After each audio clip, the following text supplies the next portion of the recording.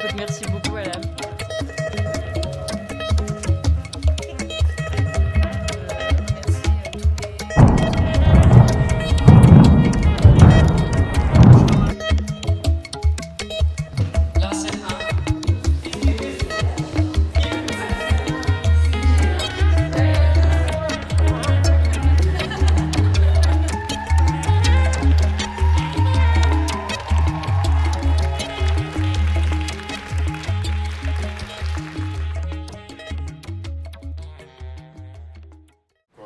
When I was arrived in Paris, I was going to school. I was looking at school, and there was one school in was called in the Luxembourg. It was one time, one day per week. So in Saturday, and I was going there, and one day I meet with Bertrand and his friend, and they say that we have our projects, and we need some of the refugees or the migrants to participate with us to work. Moi j'étais à l'école normale supérieure pour prendre le français avec le programme de POI. Et là-bas, moi j'ai envie de faire du théâtre, mais j'ai pas trouvé là. Mais il y a un jour, il y a Bertrand est arrivé. Il a dit on va faire un spectacle avec des migrants. S'il y a quelqu'un qui est intéressé, il fait d'inscription pour commencer avec nous. Moi je dis oui. Pour moi c'est très intéressant parce que moi je cherche pour faire le théâtre parce que c'est une chose que moi j'aime, mais je trouve pas je peux faire où. Mais maintenant je crois j'ai trouvé l'endroit où je peux faire le théâtre. D'accord. Tu faisais déjà du théâtre avant? Non, jamais. Jamais? Jamais. Et qu'est-ce qui te donnait envie de faire du théâtre? Parce que quand je suis arrivé en France, je regarde toujours la télé. Il y a toujours il y a des théâtres, parce que moi j'aime bien les personnes de comédie. Et en France, il y a beaucoup de comédies, il y a plusieurs types de comédiens. C'est pour ça que j'aime bien faire des choses. Moi, j'aime bien toujours pour faire de nouvelles choses pour moi. I started school by 3 p.m. I will close by 5 p.m. So when it is 4 o'clock, I saw Anne and her friend, and they come to me and they said, we have a participation. That's how she speak it. I don't really remember that they gave. And I said, are you interested to join us? I said, what kind of participation? He said, acting and drama. I said, acting and drama? I said, yes, I'm interested. He said, can you speak in public, in audience? I said, I can speak in audience. He said, can you dance? I said, yes, I can dance. I don't know the kind of dance you guys dance, but if I sing, I can dance. Alors je m'appelle Toko Verviche. Je suis compositeur arrivé vers la fin du projet il y a un mois. Donc j'ai rejoint Platosphère via Oriane qui est donc scénographe dans le projet depuis 8 mois, je crois. Quelque chose comme ça. Dragon, et je suis avec mes collègues de scénographie et on vient des Arts Déco pour travailler sur le projet de Bertrand Spiro. Voilà. Maureen Béguin, Oriane Robert et Héloïse Molinier. D'accord. Donc de quelle manière vous êtes arrivés sur ce projet? Moi c'était dans ma boîte mail. Il y a eu l'annonce a circulé sur le mail de l'ENSAD et j'ai trouvé le projet intéressant, du coup je suis venue rencontrer Bertrand. Et vous deux, vous êtes des anciennes, vous avez déjà bossé avec Bertrand? Ouais, l'an dernier sur le projet Monk. Et moi c'était mon prof de prépa. Et moi j'ai bossé aux Amandés pendant un mois et je l'ai rencontré aux Amandés. Je suis rentré dans le projet au mois de janvier. En fait, Bertrand avait contacté le cirque où j'ai été formé, le plus petit cirque du monde à Bagneux. Et le projet m'a tout de suite plu. Enfin, m'a tout de suite intéressé, on va dire. Et j'ai rencontré Monsieur Schiero dans un café avant un atelier. On a discuté un petit peu. Et j'ai voulu me lancer. Et dès le premier cours, j'ai vu que c'était très corporel. Et ça, c'est ce qui m'intéresse, surtout que je suis dans le cirque, donc dans le mouvement. Donc ça me parlait vraiment. Ouais, donc on est 4 assistants et en fait notre rôle est surtout défini en fonction des besoins de Bertrand. Donc ça fait qu'on touche à plein de trucs très différents. Au début ça a été surtout l'accompagnement des migrants, c'est-à-dire qu'on est allé dans on a rencontré plusieurs associations. Donc là je m'occupais moi du lien avec ces associations-là, d'aller présenter le projet avec Bertrand et les autres assistants. Après ça a été d'appeler les migrants, de créer un lien vraiment avec eux. Mais ça a aussi été trouver des salles pour répéter, ça c'était un vrai gros problème, donc appeler des tonnes de salles, trouver un endroit pour répéter. Sinon des trucs très logistiques, très cons, c'est tout le matériel de musique, etc., le faire bouger d'un point A à un point B, enfin des choses comme ça.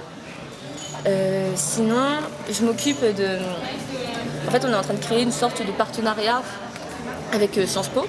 C'est-à-dire qu'on aime bien que dans nos projets, à chaque fois, il y a un regard un peu scientifique, qu'il y ait des spécialistes qui donnent leur point de vue et qui deviennent un peu des muses pour nous. C'est-à-dire qu'ils vont dire un petit truc, un petit quelque chose, et dans la tête de Bertrand, il y a quelque chose qui va se passer. Okay. Et notre rôle est assistant à tout niveau, c'est-à-dire que moi, comme je suis de l'école du jeu, je suis un peu plus là, comment dire, pour réfléchir à des questions pures de jeu, tu vois, en termes de théâtre, comme Milena.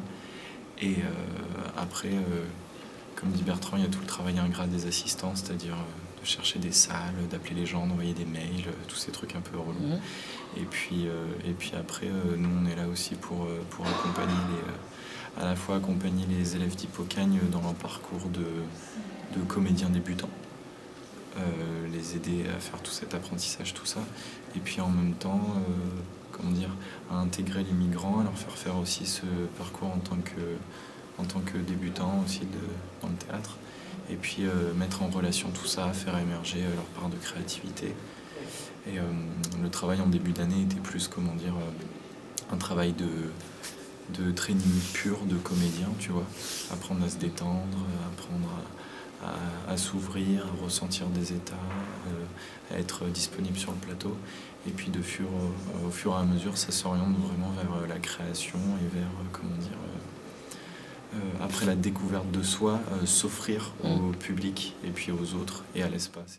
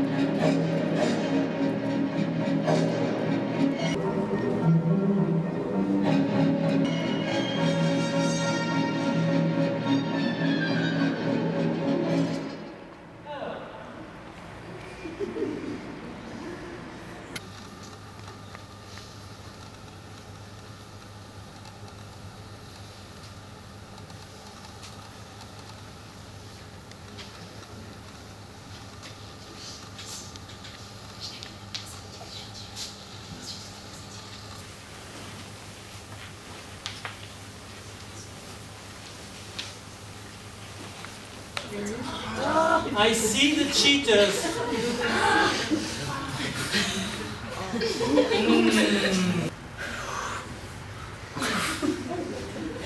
Already tired? 50 supermen in the same room. Extraordinary. So, everybody's like that? 1, 2, 3, Superman! Thank you! Anything you want, read the news. The only rule is, and that's a very difficult rule actually, let the body decide, laissez le corps décider.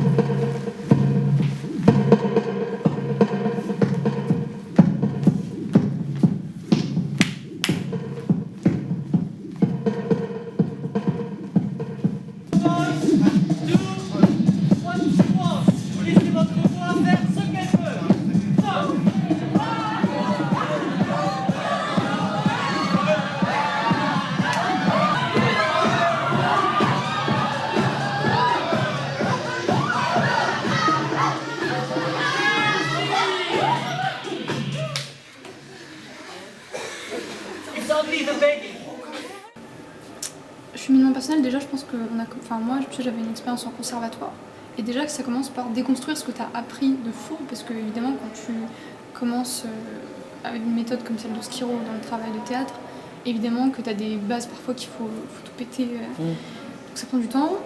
Et après c'est surtout un travail sur essayer de faire le vide, parce que je suis continuellement, mais dans ma vie en général, même quand je dors, en train de penser à des trucs, tu vois, et t'es toujours en train de penser à ce que tu fais, et au regard de l'autre sur ce que tu fais. Et donc dans le travail de Schiro, ce qui est super important, c'est justement cette idée de vide créatif. Et ça, c'est encore un travail que je fais maintenant. Il n'y a pas un moment où tu dis, oh, mais c'est bon, c'est terminé. Tu vois, et du coup, je pense que c'est ça. Et par rapport au groupe, je sais pas, plus l'idée que... un rapport à l'autre qui est différent, tu vois, dans ce même travail qu'on fait nous. C'est-à-dire que faut pas que t'aies de pudeur, faut tout de suite que tu te montres dans l'intime et tout. Et moi qui est extrêmement...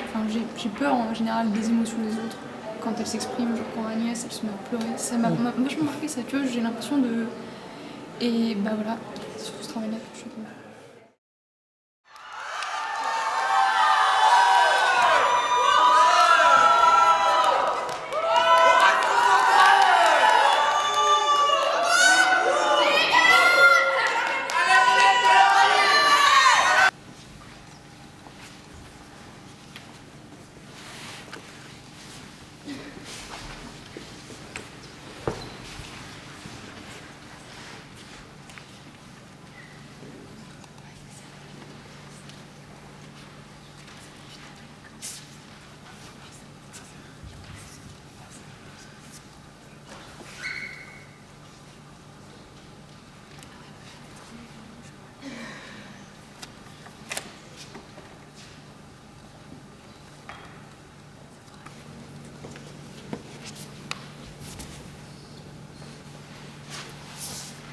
À la fin, celui qui est au centre, il doit avoir de tension et d'énergie nulle part.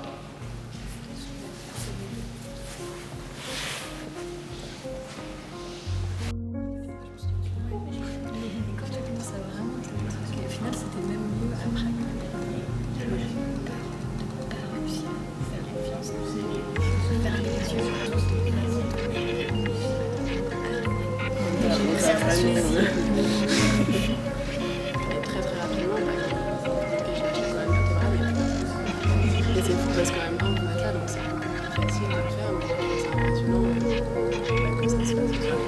C'est vraiment cool, on était comme des c'est un peu expérimental sur la faiblesse, c'est comme dans des baleines, c'est ça, finalement, c'est ça. On est par terre, les gens qui marchent, le lit, c'est des choses.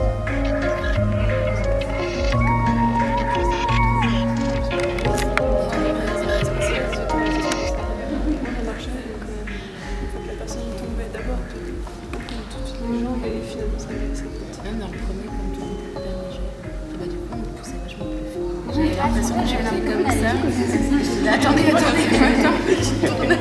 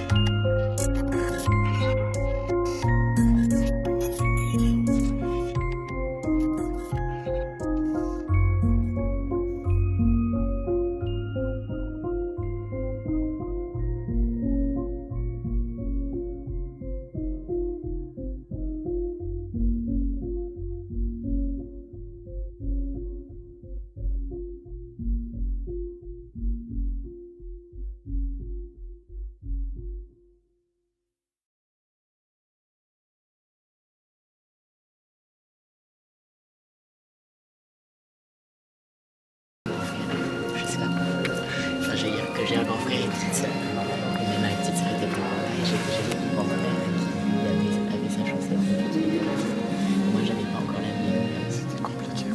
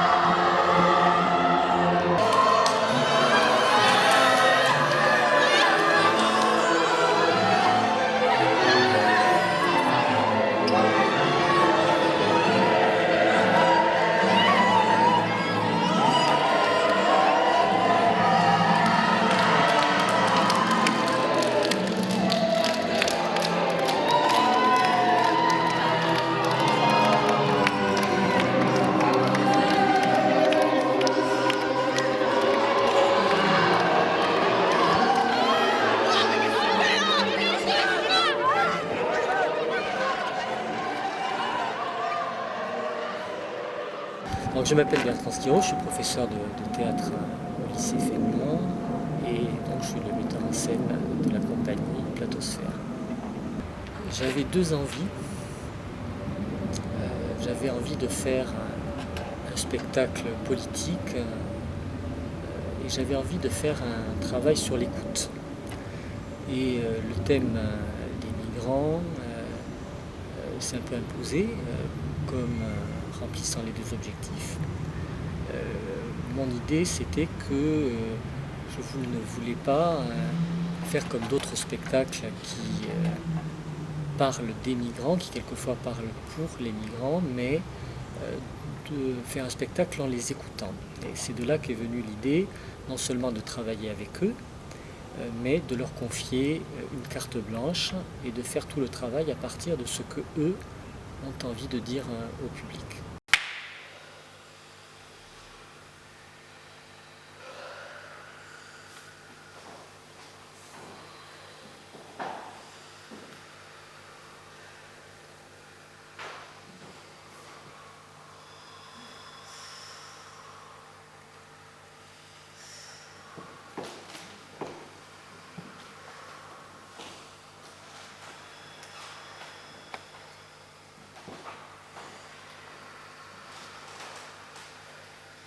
À mon tour,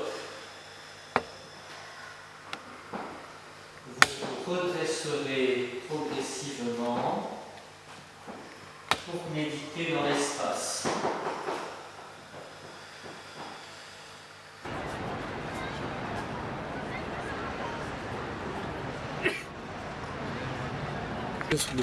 Le spectacle se présente donc comme une succession de cartes blanches qui sont en réalité organisées surtout selon l'espace, chaque carte blanche ayant besoin de son espace pour s'exprimer, se communiquer de la façon la plus juste.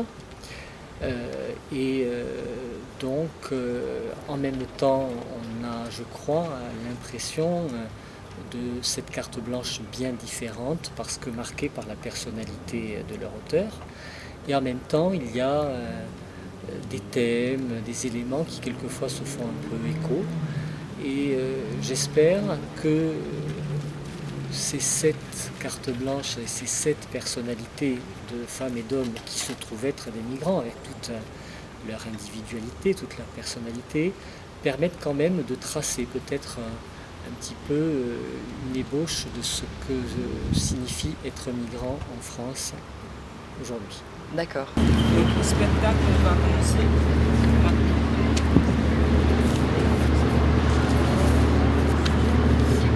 Dans le village, il y a une personne, il est très riche, il s'appelle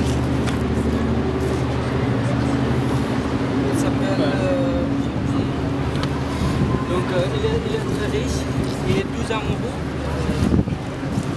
Rohim et Shonali. Rohim et Shonali. Donc Rohim aime beaucoup Shonali. Shonali c'est dur. Ouais, quand on nous voit un peu comme c'est un homme qui est très riche, il aime aussi Shonali. Donc il essaie de marier avec Shonali, il marie Shonali et il n'aime pas.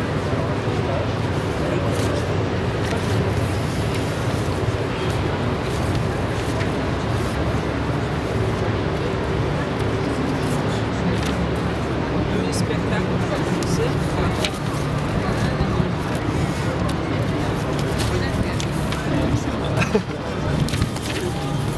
Donc il y a une scène comme ça. Et encore, il va monter et les personnes petit à petit il va rentrer la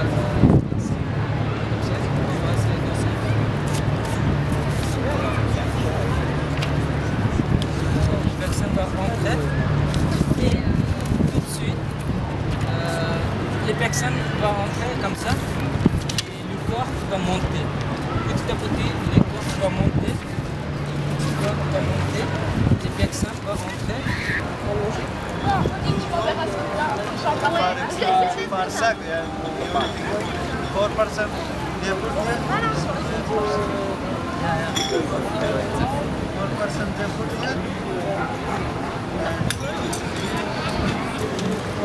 Ça and the other one comme ça. Ouais. For 8 personnes comme ça et tout. Ouais. Ouais. Et deux personnes avec les premiers. Et 2 personnes comme ça, comme les premiers. The police.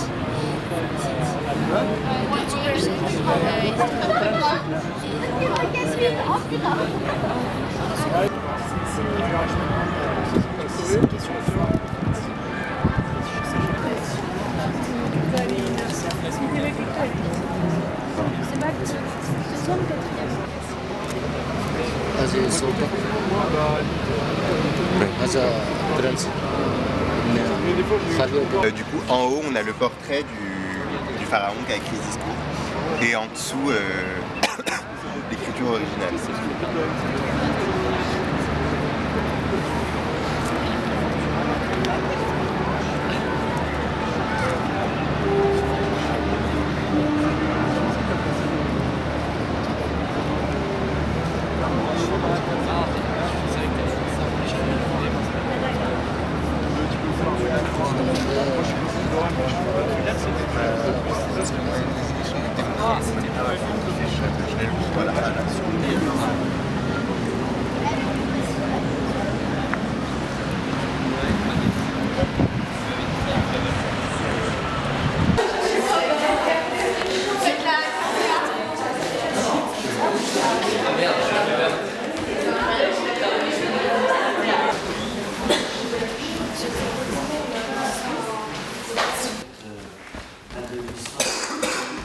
Et il a partagé des vidéos, des documentaires, des images. En fait, on sent qu'il a envie de nous imprégner d'une culture qu'on ne connaît pas. Et comme a dit Annie, parce que aussi ça fait, il a envie en fait, qu'on découvre le Soudan et qu'on découvre la beauté de son pays plutôt que toutes les anecdotes et la situation actuelle.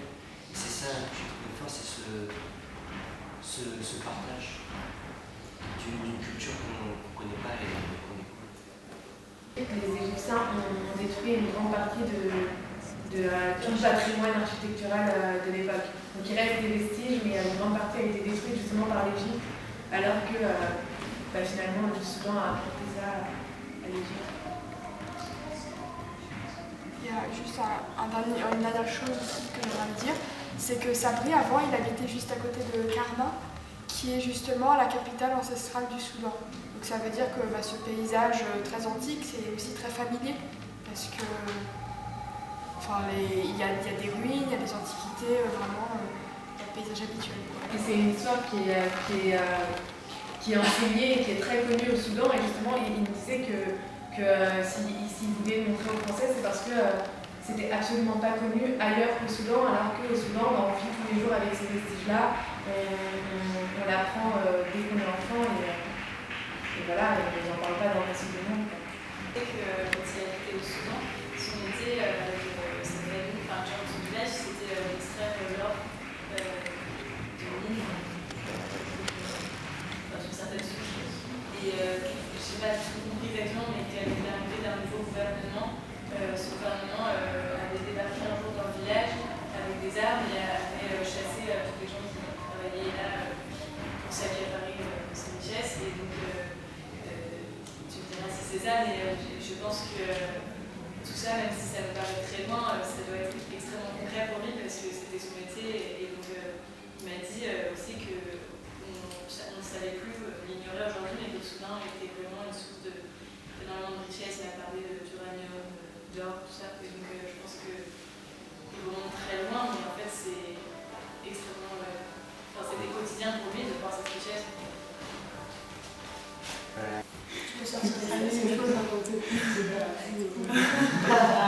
J'ai raconté l'histoire de l'amour. Notre pays, les garçons et les filles ne sortent pas de la robe. Parce que c'est pas poli, c'est mal poli. Donc c'est mal poli. Et pour le mariage, les enfants n'ont pas choisi choix pour le mariage. Les parents vont choisir pour le mariage. Et à l'âge de 12 ans, 13 ans, 14 ans, mais ils sont les enfants, non, ils vont marier. Donc pour le spectacle, j'ai commencé.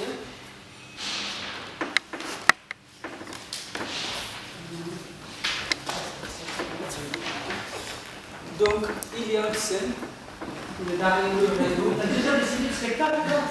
Non, il faut expliquer. Donc, c'est la scène. C'est le réseau.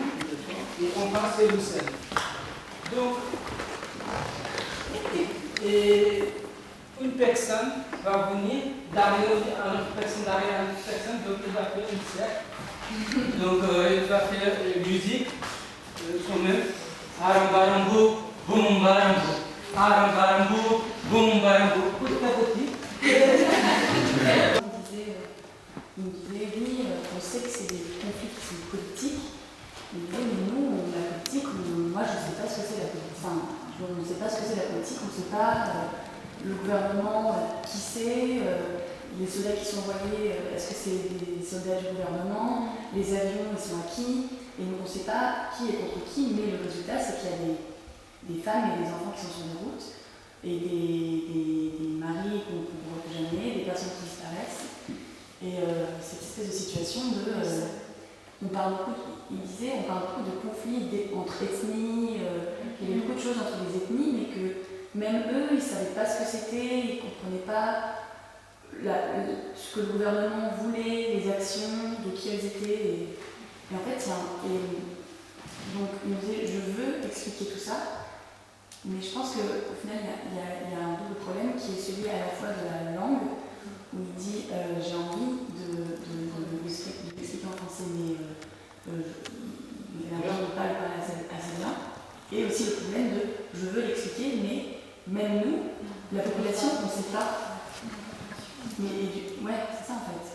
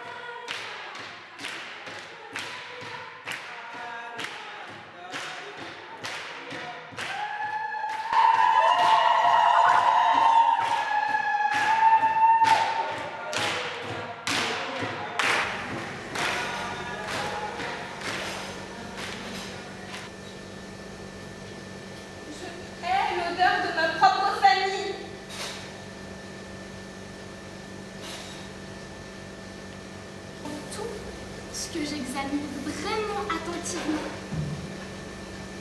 il y a des larves blanches qui grouillent. J'ouvre la bouche et moi aussi j'en suis remplie. Et ça vient me ramper dans la gorge. Et j'essaie de tirer dessus. Mais il y en a de plus en plus long. Et c'est interminable.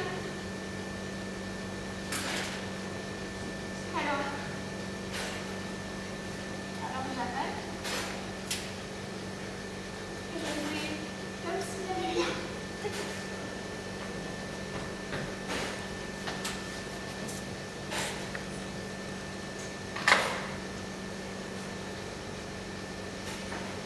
Elle met un terme à cette comédie grotesque maintenant. De toujours tenir jusqu'à la semaine prochaine. Vous tentez d'esquiver le truc. Elle en a marre, mais elle gerbe et elle espère qu'il va se passer quelque chose. Et que la vie va enfin commencer. Mais c'est inacceptable pour moi d'être moi.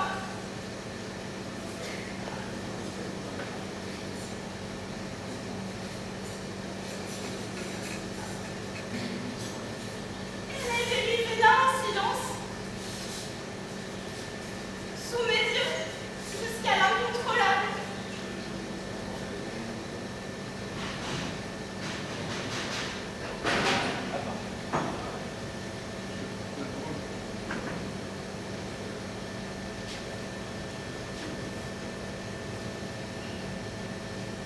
Et je hais ces mots. Je hais ces mots qui me gardent en vie.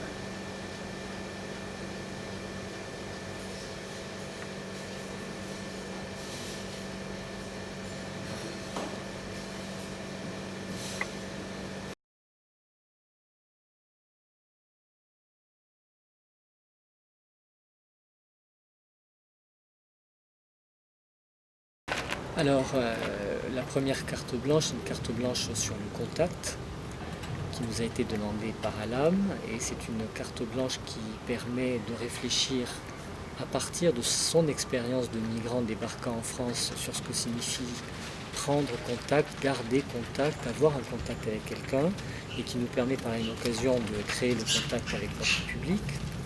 Ensuite, il y a une carte blanche de Zahir qui vient d'Afghanistan et qui met au centre de sa préoccupation la question de l'université, de la réussite par le mérite, venant lui-même d'une famille où les gens ne savaient pas écrire et pour qui ça a évidemment une portée personnelle extrêmement forte.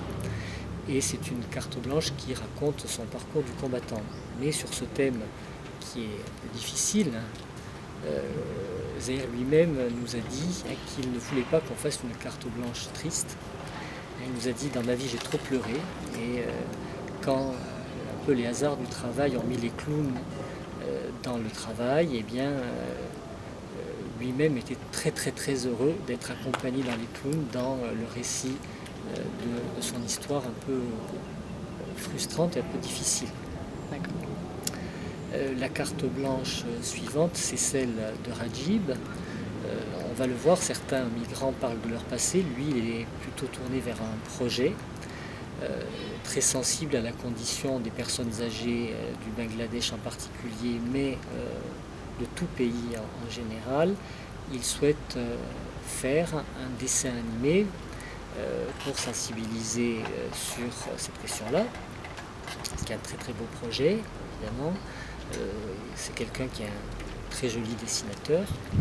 Et sa carte blanche, c'est en même temps la présentation de son projet de dessin animé et la contribution des acteurs à son imagination, à l'élaboration de son dessin animé, sachant qu'il est déjà aidé par Émilie, une jeune fille des arts déco qui travaille en technique et en art d'animation.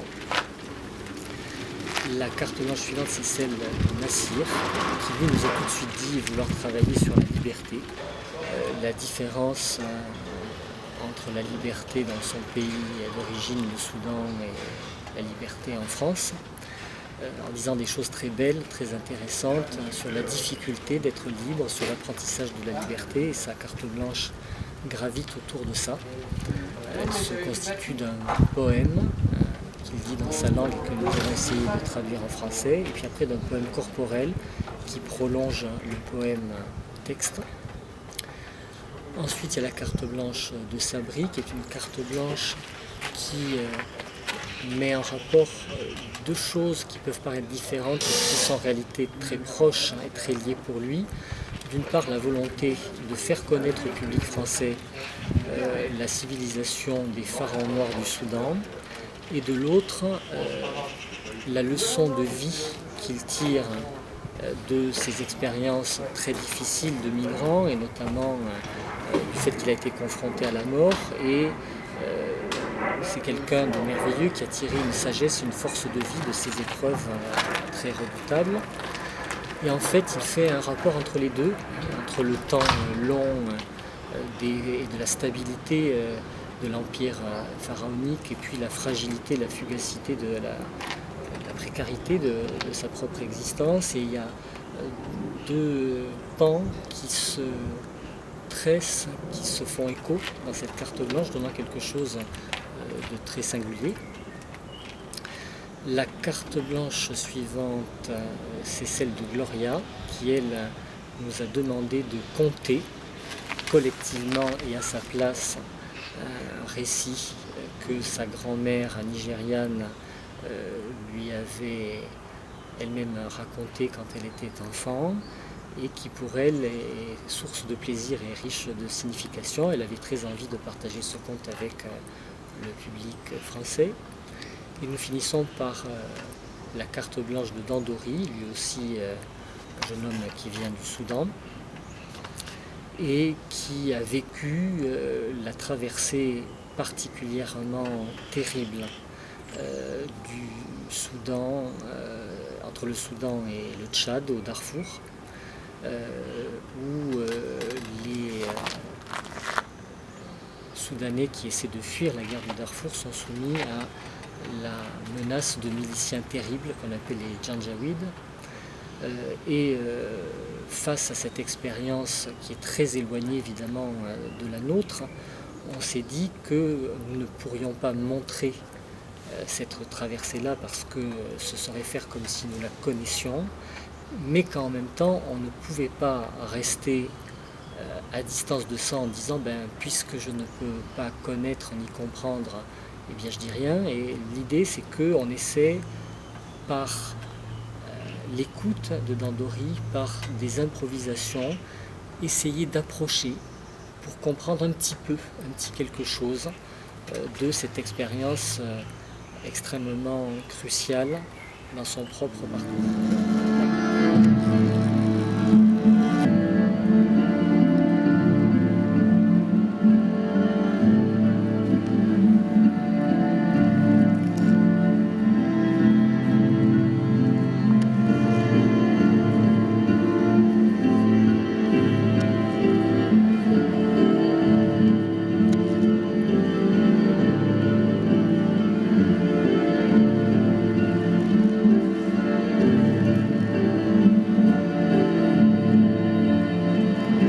C'est une chose très simple.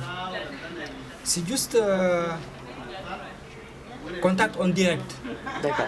On ne cherche pas quelque chose de très compliqué, juste contact en direct qu'on fait avec le regard, avec le cœur, avec les yeux, avec les mains. Et ça s'est bien passé avec ton groupe? Tu as eu un bon contact avec eux? Ouais. première fois, c'était un peu mal passé, mais c'est très bien passé à la fin. Je suis très content. On change les groupes, on mélange un peu tout ça, il y a une partie qui va se mettre là et qui va faire un peu le public religieux. Mais est-ce qu'on pourrait faire comme ça, ce qui nous a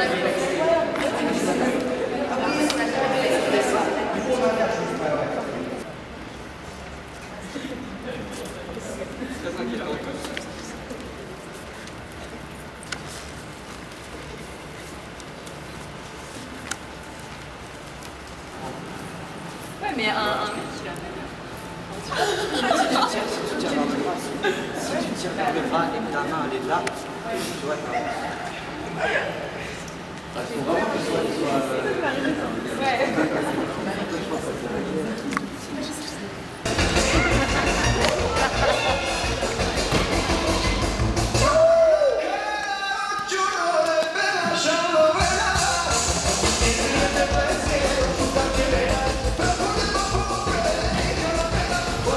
surtout l'histoire du parcours de Zahir, ce qu'il a vécu.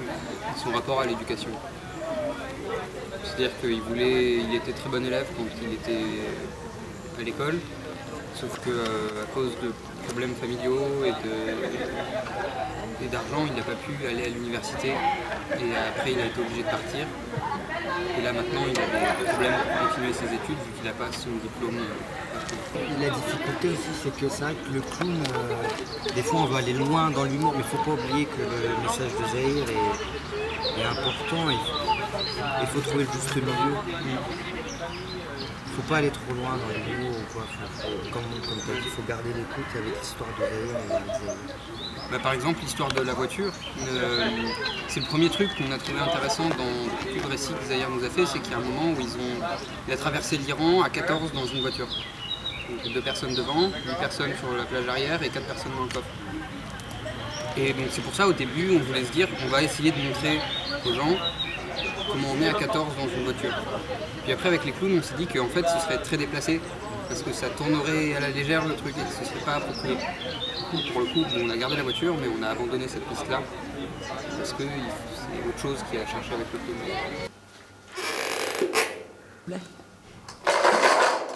Nous, on demande de faire blablabla.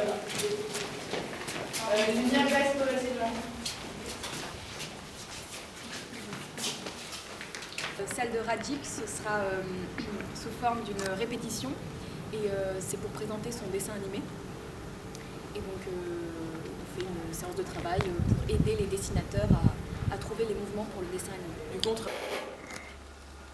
À nous, que veux-tu? Tu veux manger quelque chose?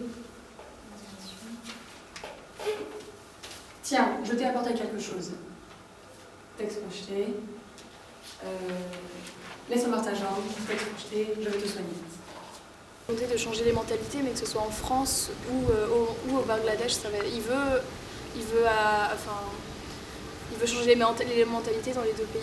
Et un dessin animé, par le fait même, c'est quelque chose qui peut montrer à la fois au Bangladesh et en France. Oui, ça peut. Pas de riz à notre cerveau pour empêcher Marine la boue, cette option. Marine s'empare du plat de riz et s'enferme pour voir Manu, à cause de la jambe blessée sur les équipes de la poisson.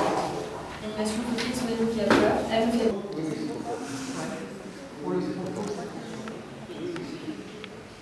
Okay, my carte pour un so is talk about my story when I arrived in also got in Antalya and come to Paris and how can I deal with people in French. Ma carte blanche, c'est à propos de mon arrivée en France, à Marseille, et comment je peux vivre avec les gens ici. So when I tell my history, they're going to carry or to present something for my carte blanche. They're going to carry with me after when I finish my exam. Ok.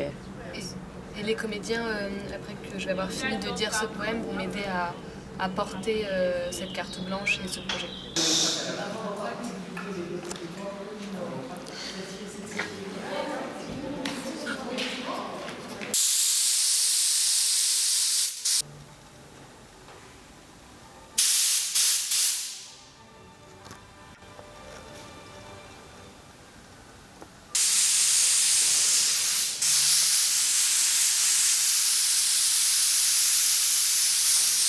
contre. Ah ouais, c'est pour ça que je vais garder l'autre. On va juste. Est-ce que tu as une règle par hasard, Héloïse? Merde, je vais juste voir la dimension. Voir si elle a la même dimension que l'autre. Du coup, là, on se trouve dans l'espèce de montage de l'atelier de construction et de décoration de Nanterre Amandier. Et on fait On travaille sur la carte blanche de Sabri, qui est un migrant qui vient du Soudan et qui a décidé pour sa carte blanche de parler des pharaons de son pays, qui sont vachement plus anciens que les pharaons égyptiens. Du coup, il voulait mettre en valeur cet héritage-là. Donc, on a fait des recherches, on a récupéré des symboles, des vestiges de cette époque-là, et on est en train de les reproduire. Enfin, voilà. Des sentences aussi. Du coup, on a fait une traduction des sentences qui étaient sur les stèles du pharaon noir. Et du coup, on est aussi en train de faire une transcription de français à arabe. Voilà.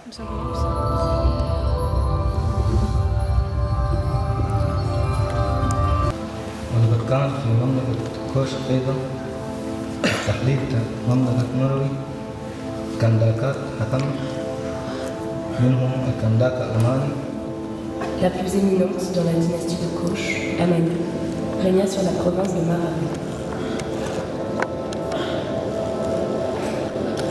السكان قوية والمحاربة حاربوا في منطقة أسوان. I get there, I saw them, they were acting, trained on their body.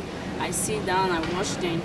So after the day we are about to go, the boss told me, do you have anything interesting in what you've seen? I said, yes, I love it.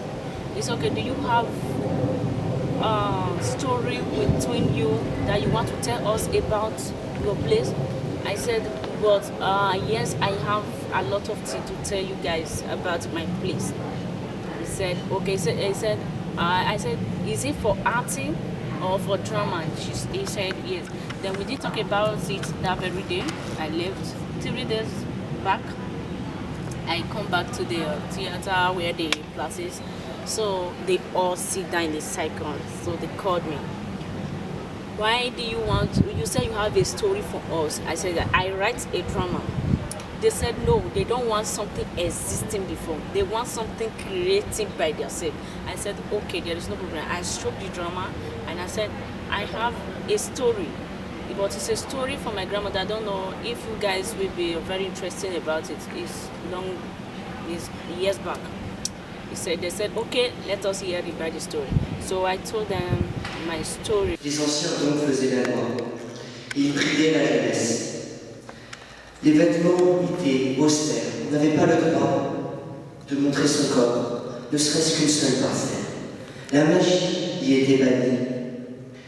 Et la fête également interdite. Doit du passé qui régnait depuis si longtemps sur les visages d'Oumanga, Ougou et Amanka décidèrent d'y imposer leur propre loi.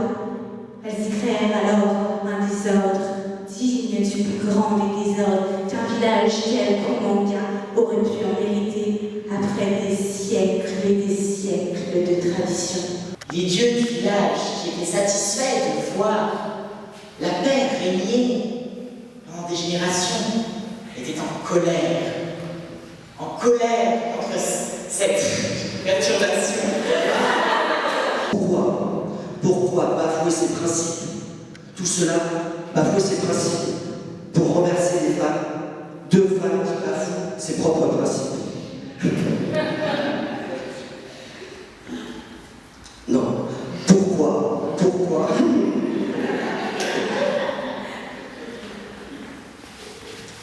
Alors, les anciens refusaient.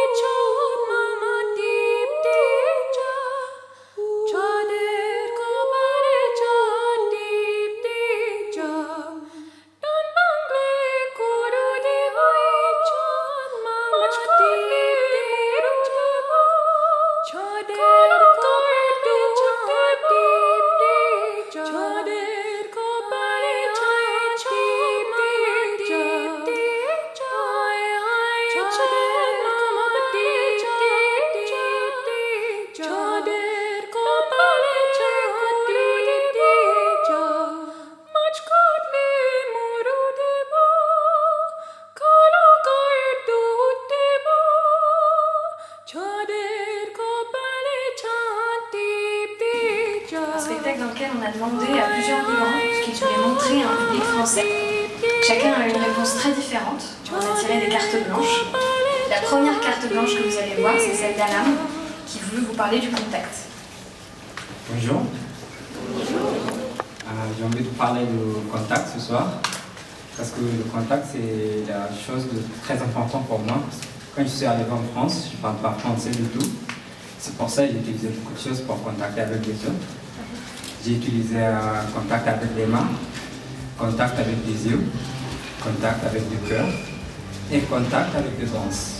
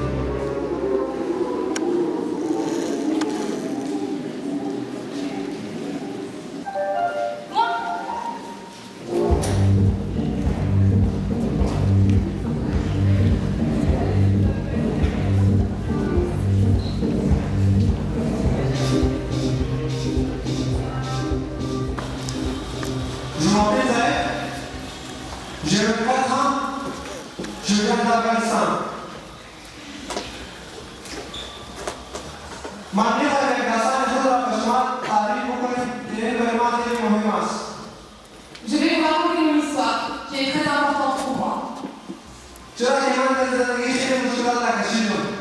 Parce que j'ai eu beaucoup de problèmes dans ma vie.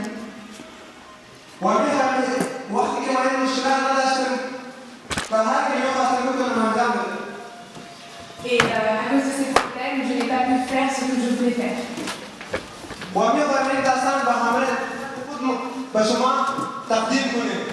Et je veux vous raconter cette histoire avec mes amis, les clowns.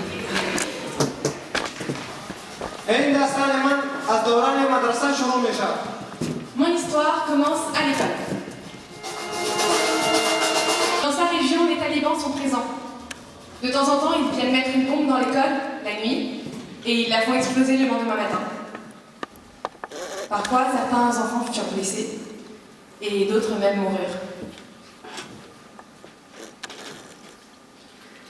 Mais à la fin de l'année avait malgré tout lieu la cérémonie de remise des diplômes.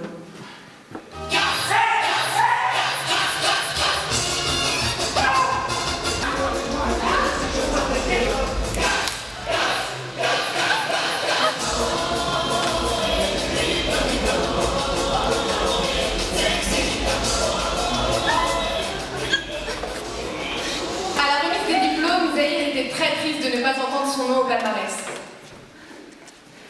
Il n'avait pas compris qu'en réalité, il était premier.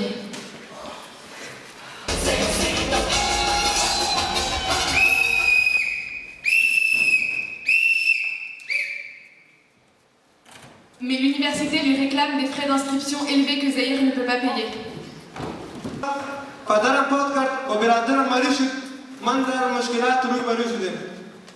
À ce moment, mon père est mort et mon frère est tombé malade. J'ai commencé à faire face au problème.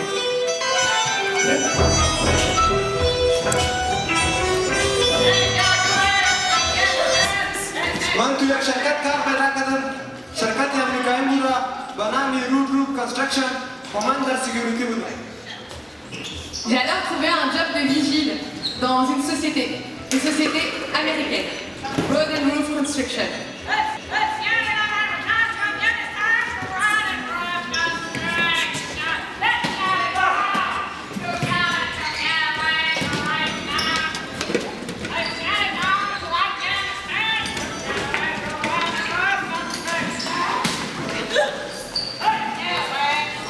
Mais un jour, les talibans viennent le menacer. Ils lui reprochent de travailler pour une société américaine.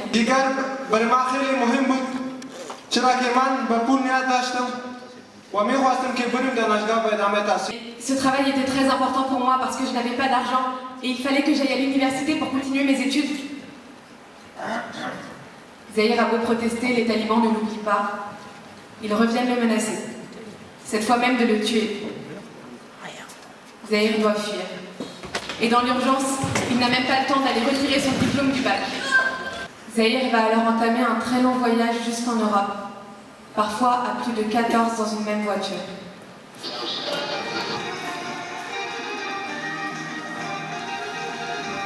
Arrivé en France, Zahir doit dormir dehors pendant 1 mois.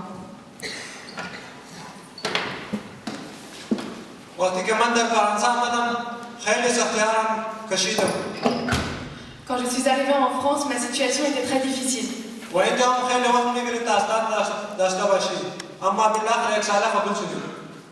Ici, ça prend beaucoup de temps pour avoir des papiers. Mais j'ai réussi à en avoir pour 1 an. Zahir se rend alors à la place des fêtes pour y apprendre le français.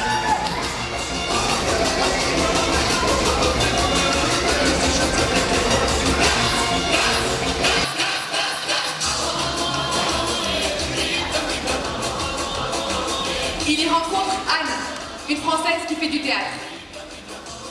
Anne lui parle d'un programme à l'École normale supérieure, le programme étudiant invité. Zahir reprend espoir.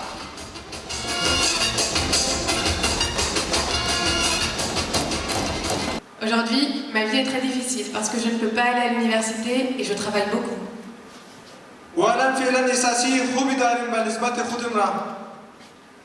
Mais pour l'instant, je suis quand même content.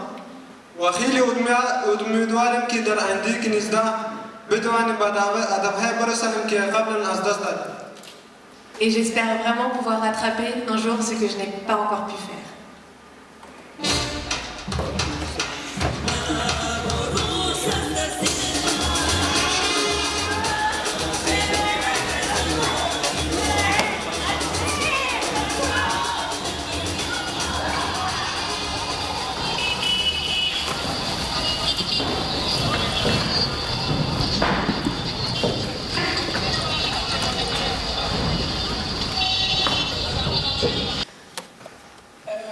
Là, on va vous présenter une répétition qui a une double vocation.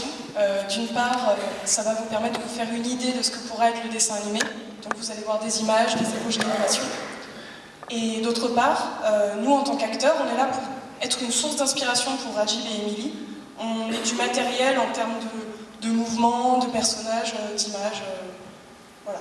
Et si vous souhaitez soutenir le projet de Rajib, vous pouvez aller jeter un coup d'œil sur sa page Facebook. Merci.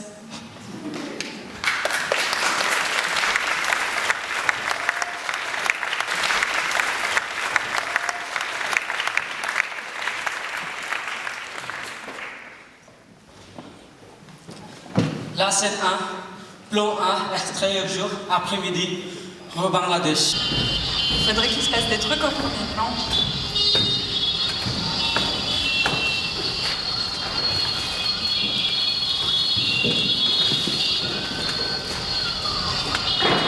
C'est pas mal, mais c'est un peu vide. Manou, une petite fille de 7 ans environ, marche dans la rue. Elle tente de vendre des fleurs aux passants. Les passants ne s'arrêtent pas pour lui acheter des fleurs. Jour, après-midi, au Bangladesh.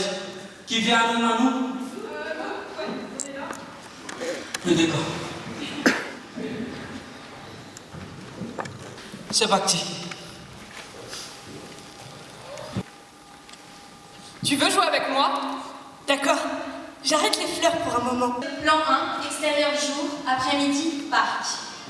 Anou et Manu jouent au ballon. Elles commencent à chanter. Tout en chantant, elles arrêtent de jouer au ballon.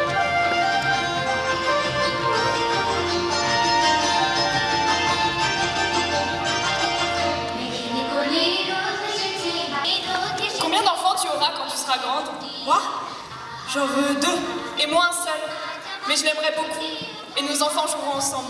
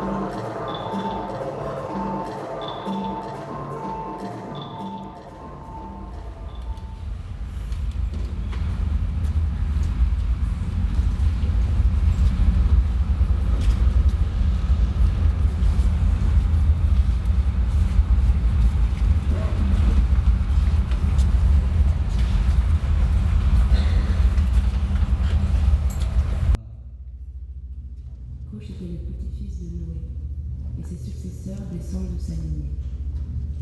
Tariqa, Maréli et Amélie.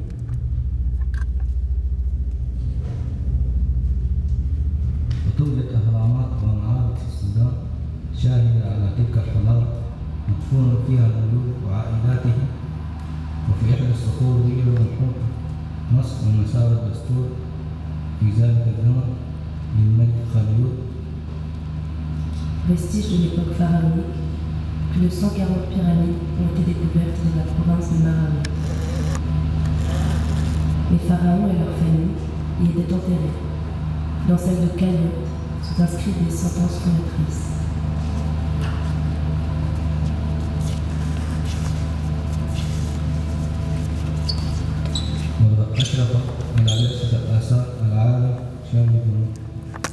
C'est l'archéologue Charles Bonnet qui a mis au jour ces vestiges. كان في منطقة كوش أيضا بالتحديد تحت منطقة مروي كنداكات حكموا منهم أكنداك أماني. La plus éminente dans la dynastie de Koch, Amani, régna sur la province de Marawi.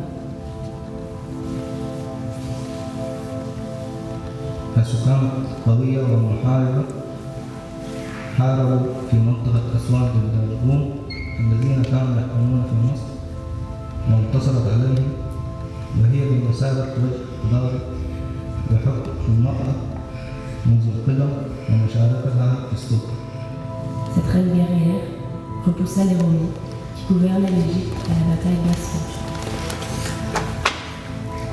Une des premières femmes à exercer le pouvoir, elle est devenue le symbole de la femme africaine.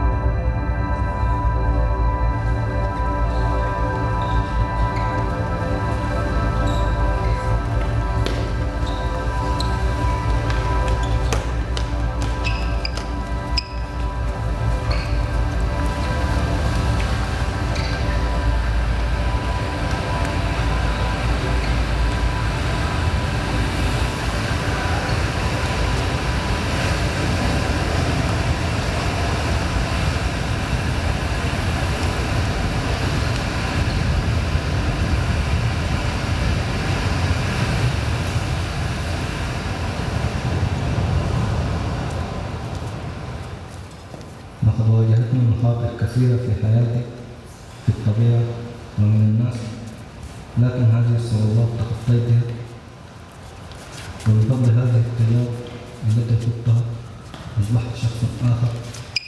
Dans ma vie, J'ai été confrontée à de nombreux dangers. Le monde de la nature et des hommes. Mais j'ai surmonté ces épreuves et cela m'a permis de voler. J'en ai tiré une expérience de mon rapport avec les autres. Et j'ai appris de la vie qu'on pouvait perdre des gens et en gagner d'autres.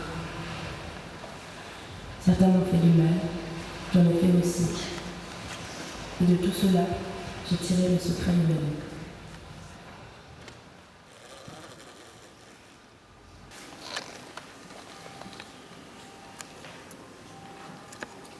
Good day, ladies and gentlemen. My name is Osoba Gloria. I'm from Nigeria. Bonsoir mesdames et messieurs, cette jeune femme s'appelle Gloria Osabal. Elle vient du Nigeria. I'm here to tell you their stories. A story that I know that you put a smile on your faces. Elle est ici pour nous raconter une histoire et elle sait que ça va vous faire sourire. This story is a story of my grandmother, but I love it so much. I know you all also love it.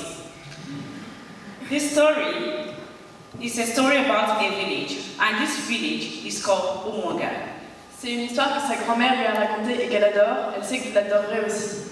C'est l'histoire d'un village qui s'appelle Umanga.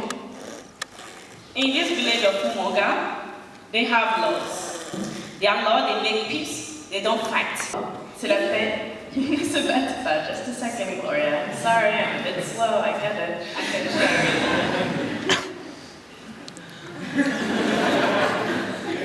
On s'adore. This village of Umonga is a peaceful village. They don't make trouble, they don't fight. If I have to describe this village, I will describe it as France, true to my view.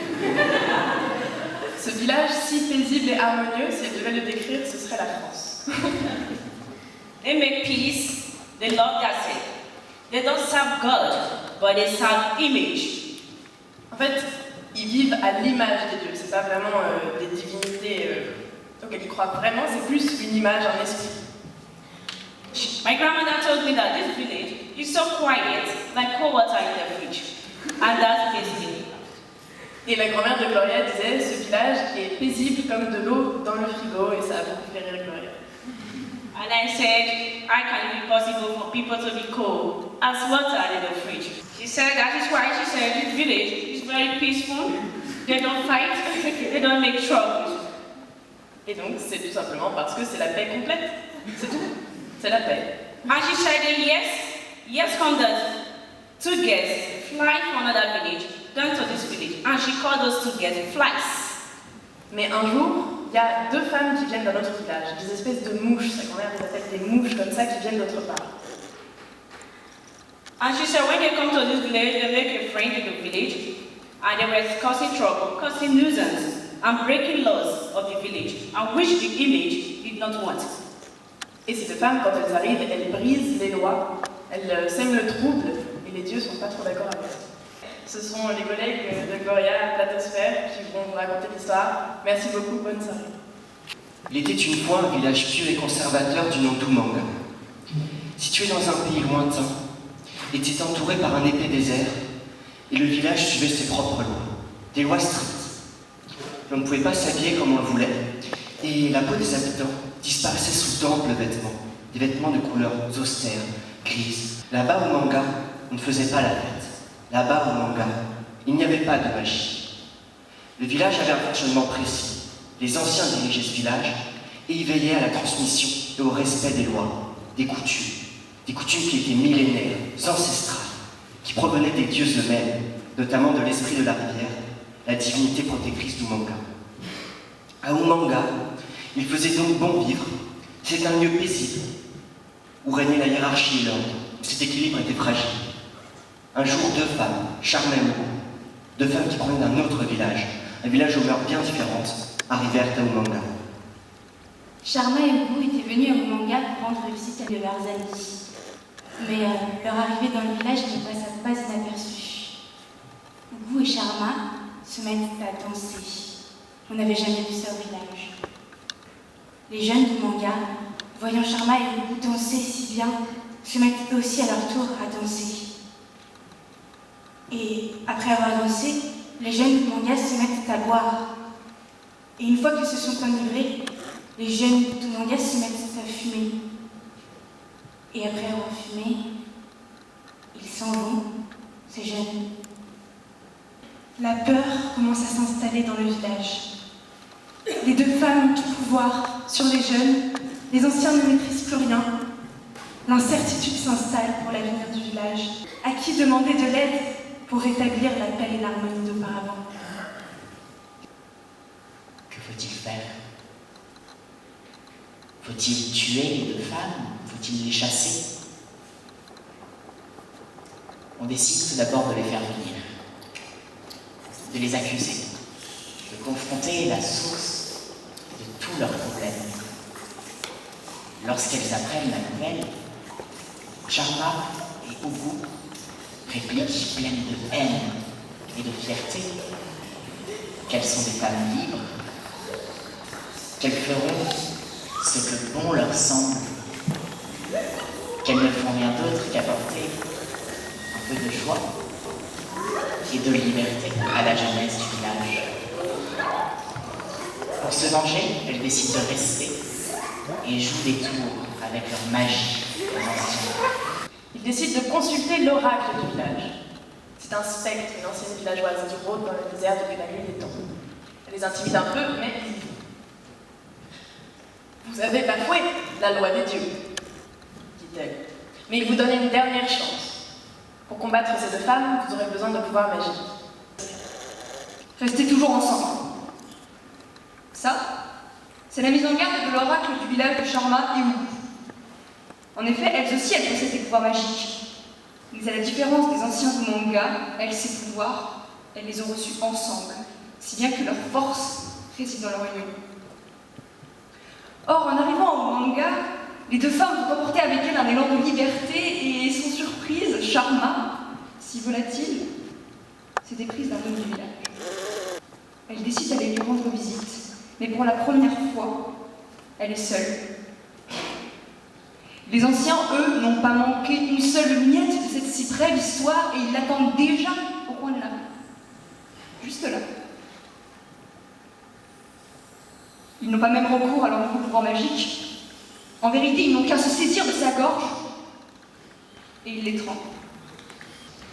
Le silence s'est retombé et elle commence à traîner Sharma si péniblement à travers tout Umanga afin d'aller l'enterrer dans le désert voisin, parmi le sable, parmi le vent du désert et surtout parmi les serpents.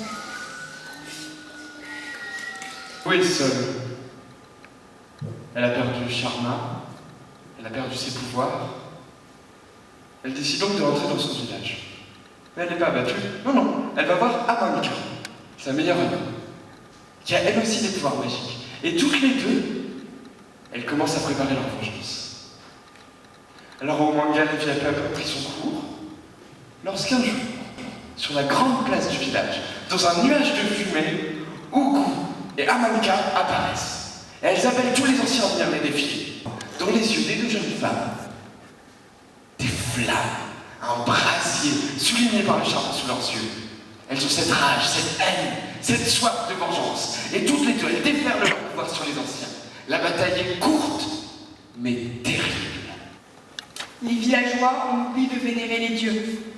Et les dieux sont en colère. Alors un jour, alors que tout le village est réuni sur la grande place pour un jour de marché, la rivière frémit, elle s'agite. Et peu à peu, l'esprit de la rivière s'éveille. Il regarde tous les villageois un à un. Il ne dit rien. Alors passe un jour, et puis 2 jours, et puis 3 jours, et puis toute une semaine, l'eau ne revient pas. La terre sèche se craquelle. Ainsi parlait l'oracle. Il exigeait des anciens un sacrifice. À de la craie devait être mélangé 7 iglames, 7 culatons et 7 corps blancs. Et c'est alors 10 femmes enceintes qui devaient être offertes. L'eau de la rivière ne saurait couler sans que le sang ne soit versé. Les anciens se regardent, interdits. Certains pensent à leur fille, elle-même enceinte. Que faire? C'est un choix impossible. Ils décident alors de réunir tout le village sur la place du marché. à l'occasion d'un conseil exceptionnel. Tout le monde est là. Il leur expose la situation, et soudain un homme crie « Yémi !» Allons voir l'oracle dans notre troisième village. Le lendemain, les anciens se rendent alors dans un village voisin pour y consulter son oracle. Cependant, l'oracle du troisième village est formel. Il faudra verser du sang. L'éternelle question se pose, que faire? Bafouer ses principes ou accepter que le village dépérisse entre les mains d'Ubu et d'Amanka? Le sacrifice aura lieu. Le sang est versé. Il se met à couler dans le lit asséché de la rivière. Et puis il se passe rien. Alors ils sont tous très ennuyés. Ce serait quand même terrible d'avoir sacrifié cette fille pour rien. Mais, tout à coup, ils entendent un petit bruit. Au début, les villageois ne savent pas d'où vient ce bruit.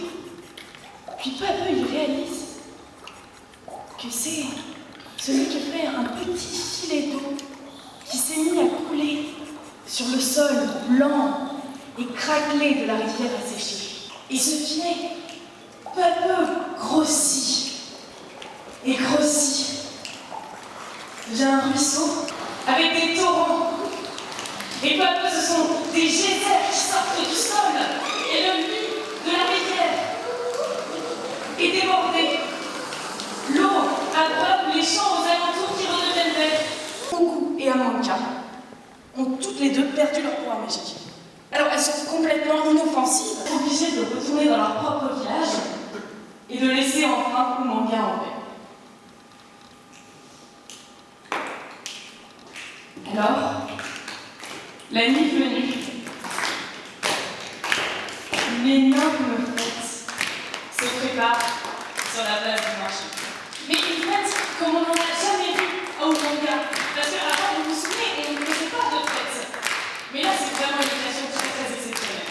Alors, tout le village est réuni, les jeunes, les anciens, les hommes, les femmes, tout le monde est mélangé comme ça. Autour d'un grand feu au centre du village, 14 femmes magnifiques, les plus belles femmes du village, dansent magnifiquement. Et tout